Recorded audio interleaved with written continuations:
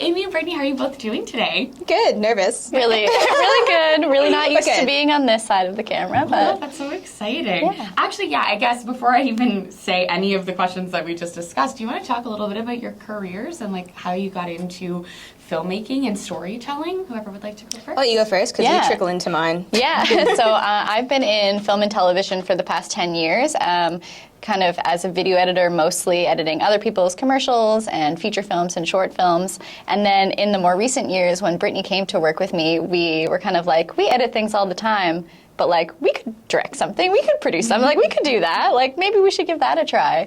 And so so now we have a film company called A&B Roll Films where we direct and produce our own documentaries mostly, but hopefully some other content as well. That's so exciting. Yeah, Amy was my intro into the film world. I met her and was interested in editing, and so I asked her if I could come sit behind her one day and just see what she does. Yeah. And then we just sparked. That's amazing. Yeah, I was like, this is going to be boring. And she's like, no, it won't. Like, it's going to be good. I'd love to watch you hit buttons all day, actually. So. What a perfect friendship. That sounds that's so cute. Yeah. And mainly based in Nova Scotia, are you telling stories outside as well? Just Nova Scotia right now. Right now, you're now, I'm sure, expanding soon. So I got to see the film ahead of time that we're going to be discussing, and it was so lovely, such great storytelling. I was you. enthralled the entire time, which doesn't always happen in media. So it was really wonderful. So I want to start off, obviously, the story about Apex is centered around the golf community. So I was curious how you found the story, but also if you had ties to golf or the Black golf community at all. Yeah, so my tie to the Black community in Truro is my mother. So my mom's side of the family is from the island, which we cover in the film. And viewers will see there's 3 Black communities in Truro. So the island, the hill, and the marsh is kind of what we call them. And so she's from there. It's where my grandmother lives today. And every year there's a golf tournament. This has been happening my entire life. So it never seemed particularly special. And then... It's always the way. Yeah. It's just one of those things that's in the background, and you're like, yeah, like another year. And then... this year I was kind of, with like my filmmaking brain, I guess, I was like, actually this is kind of interesting, and I want to know more about how this came to be, so.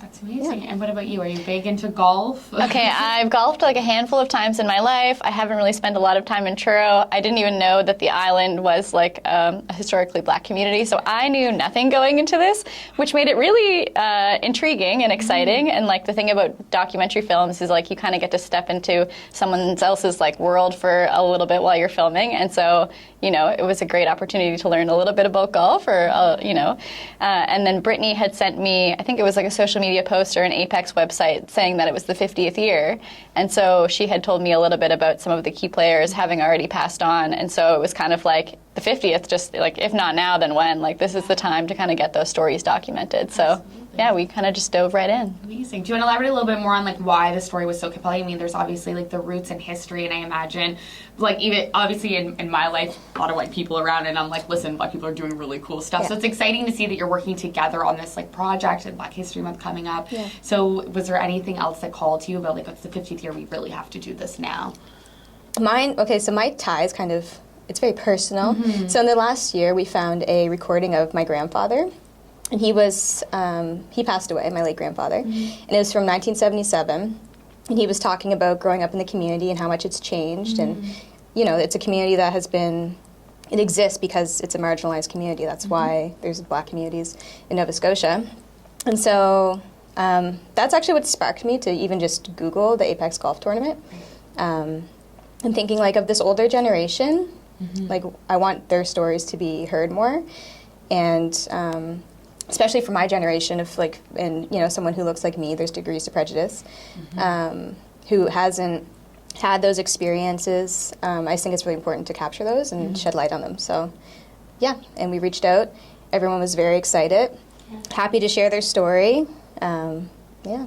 That's awesome. Did you want to add anything about why you also felt that you were like, yes, we're doing this? I mean, I didn't want to let Brittany down because this is like a really personal connection. So I was like, okay, if we're going to do this, we want to do it right. Yeah. And then we spoke to so many community members, and it was just so important to them. So immediately it was like, we have this, huge responsibility to tell this like legacy piece, this history piece. But, you know, as a personal interest, it's so interesting that they lived on the street and the golf course is right next to it, and then they weren't allowed to use it, and it's just wild to me. Like, I think, like, we've kind of talked about this is like, especially as like a white person, you think like segregation was like, you know, eons ago, like that was like, you know, in the past, like in the history. But hearing firsthand from these people's, these golfers' accounts being like, yeah, we had to sneak on at 5 a.m. and, you know, some of the white golfers would like leave their clubs so that we could access them. And just like hearing those like stories firsthand, it's like, yeah, that wasn't that long ago. Like this really happened to them. And so that kind of really piqued my interest, just like the geographical aspect to it and like not having access. And now, I mean, you'll see in the film that things are looking a lot different these days. Absolutely. And I think also in terms of geographical, we still have so many people who deny the fact that racism was in Canada. And we saw this misgivings about the Underground Railroad and what that really meant for people. And to understand that like a generation ago, Black people could not golf in Nova Scotia, which Maritimes are supposed to be so nice. And then you're seeing the realities and how it's grown. So I really did appreciate that whole how well fleshed out that education piece was, and the like firsthand testimonial was like so moving to hear, because like these people are the age of like, well, my mom's 74, so they're like literally a generation away from me that could have been. It's young people. Yeah, it was recent. It is recent, exactly. It's a reminder, as Beyonce would say. This is a reminder. That's perfect. And so it's going to be on CBC Gem, right? So how was pitching this to them, and had you worked with them before, and why were they excited about it, or did they come across as like, yes, absolutely, we're invested? We had worked with CBC before and had a good experience with our first film. And so I met and pitched, and I was just so, like, I knew, you know when you just know, you get the feeling, you know you're going to be making something? Yes. I think I just had that feeling, so, like, I just knew the pitch would go well for that reason. I had a picture of my grandfather golfing at the golf course, like, on my phone. That's my background. I was, like, eating Werther's. That was his favorite candy. I was only listening to music. Channeling. Yeah, I was living in the world. I was really, and I was, like, only listening to music from the 70s. I, like, went into this pitch, and I was just, like, I have the best story ever. Like, you have to. And so she was very excited. Natalie, thanks Natalie. You're the one that I pitched. Our producer. Yeah, and she was very excited about it. I think that CBC had covered it last year a little bit with one of the community members there. His name's Nevin Jackson, and he's very well versed in the history of Black Nova Scotia and our community, like the Truro communities specifically. So, so she was a little bit familiar with the story, and so she was very excited, and that was great for us, of course.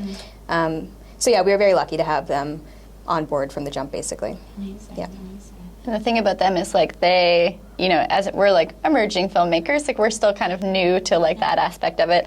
And so when you work with a big company, you think like, oh, are they going to, you know, have a lot of input and take away your creative control? But like that wasn't the case at all. Like they were so supportive of our vision, and anytime they had notes, like it only made the film better. And so like from a working standpoint, like it was really awesome. Good. Yeah, we're given a lot of creative freedom with it, which is like the dream. Yeah, the dream. Exactly. Awesome. And so why was it important for this story to be heard nationally? And I would also say, like, specifically in 2025, considering political climates, increased education and understanding of the realities of being Black, is there any other reasons outside of, like, you know, that 50th anniversary and it being monumental for the Truro community that you felt like this story should be heard today? There's no reason other than sucking on this word. It's like they're not going to say no for also X, Y, Z, considering the time we're in. Yeah. Well, for me, like, I lived across Canada in my 20s. I lived in Toronto for a little bit, and I lived in Calgary as well. And I was always really surprised by how few people knew about African Nova Scotian communities. So nationally, I'm just very excited to be able to be one of many people who get to shine a light on our communities and help people understand that history a little bit. I used to get a lot of "where are you from" questions. Me too. Yeah. So to be able to explain where I'm from, that is kind of one of the goals there.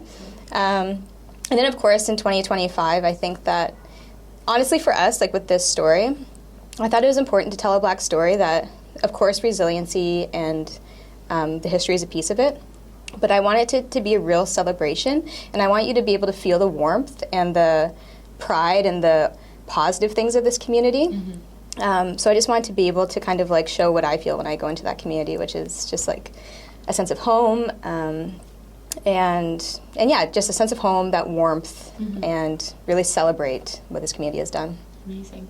And for me, I mean, I feel like I don't have a good lens or a good, finger on the pulse of what's happening in Nova Scotia. Like, there's just so many stories and so many communities, and it's just like, I don't know, it's wild to me. And the people that we've already shared the film with for like feedback and some of our peers, they're like, I had no idea this existed. And so it's just that piece that I think, I want to tell more stories that are kind of not going to be the ones that are like on the forefront, like always like the front page of the news.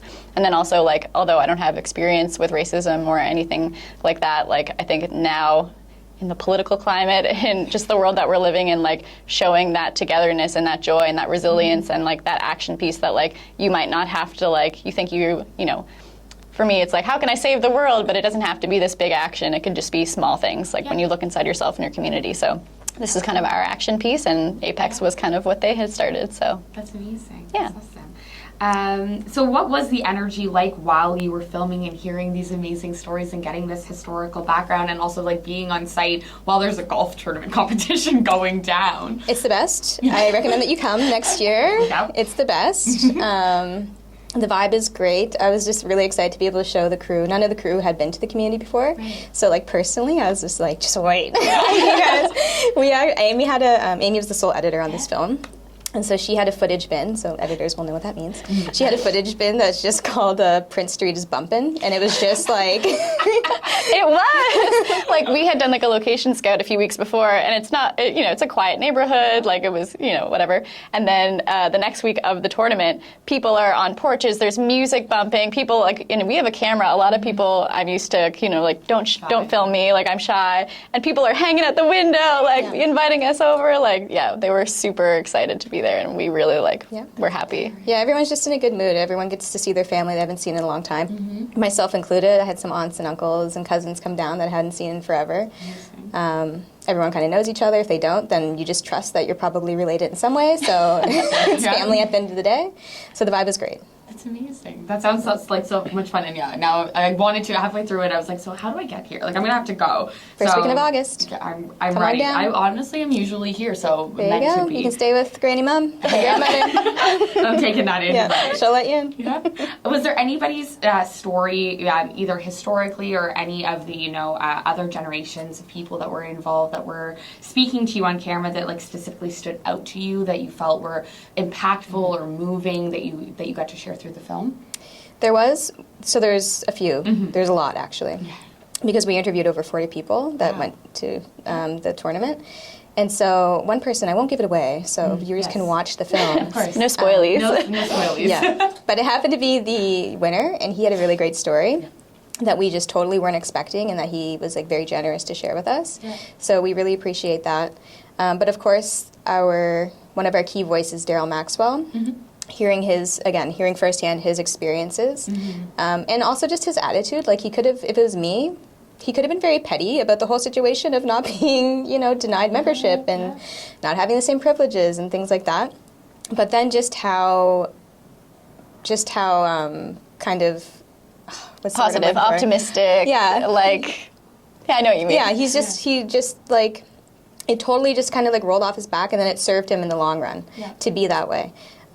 So hearing his story, his full story, and then again, I won't give away any spoilies, but there's kind of a moment in the film where it really comes full circle for Daryl and his story. So that was really amazing for us to be there and witness as well. Yeah, that was wonderful. Yeah. That was good. There was also lots of young people who were at the tournament, and they were saying, I brought my baby here for the first time this year, and that generational piece was really interesting to me, because it's everyone's we've been going for years, my grandfather golfed, but seeing that kind of trickle down and how excited people were to partake was really interesting. And then also, again, there's another scene in the film that we won't spoil, but that involves the Truro Golf Club, and so they were super on board with us filming there, and it takes courage to kind of address the history that has happened there and kind of take some accountability and responsibility, which you'll see in the film. And so that was really nice to speak to some people who are actually the president of the golf club and what they had to say about it, which is really nice. Yeah, that part is really moving. So everyone,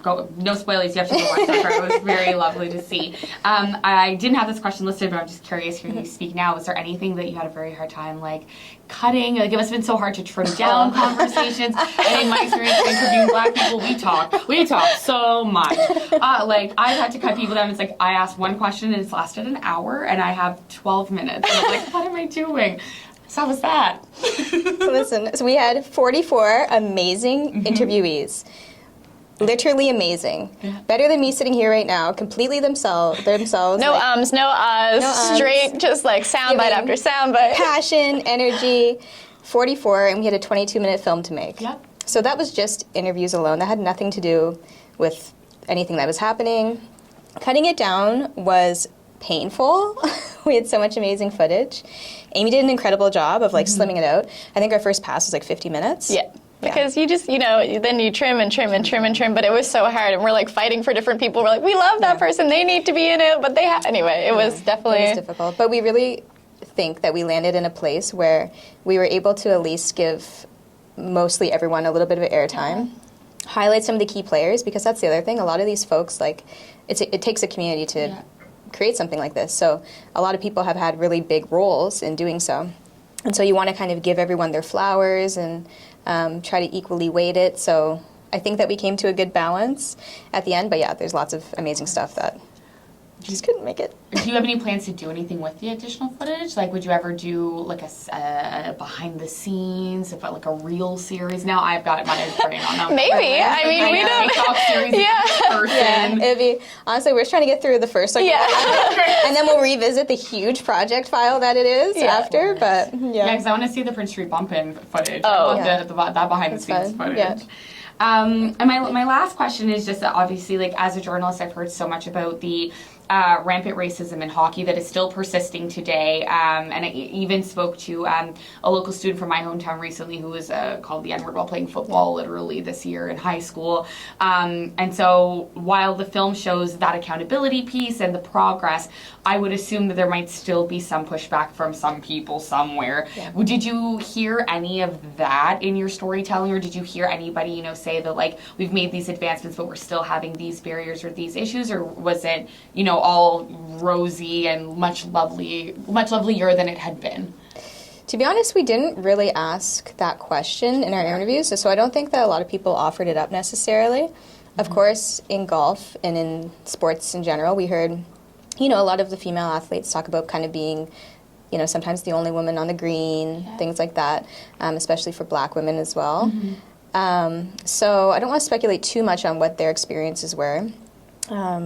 But I do hope that this film hopefully kind of starts a conversation where people can kind of share those experiences. And I would be curious to hear from people who see the film, and I hope that we get to have those, kind of what their experiences are in sport. We're also not in sports. We're not, I mean, you dressed the part, though. Thank you. Fake it till you make it. Yeah. You could have been golf girlies and I'd been golf. on the green. We will be this year because we actually were super inspired, and we're like, catch us out like next year. Maybe not in the Apex. I think we need to. I've been virtually golfing, doing virtual golf in the winter. I'm ready, maybe not next year, but maybe the year after, to do like a ladies 9-hole. That's exciting. Just kind of flirt with the idea. Yep. Yeah. Amazing. Yeah. Awesome. Perfect. Well, thank you both so much for your time and chatting with thank us. you. For everyone watching, you have to check out Apex on CBC Gem. I thoroughly enjoyed it. It could have been an hour long, and I would have totally subscribed to that. Thank you. I thought it was going to be. So when it was only 20 minutes, I was like, how? And then it was wonderful, but I could have sat for longer. I think that story is so worthwhile. So thank you you for your time. That's very Thank kind. you.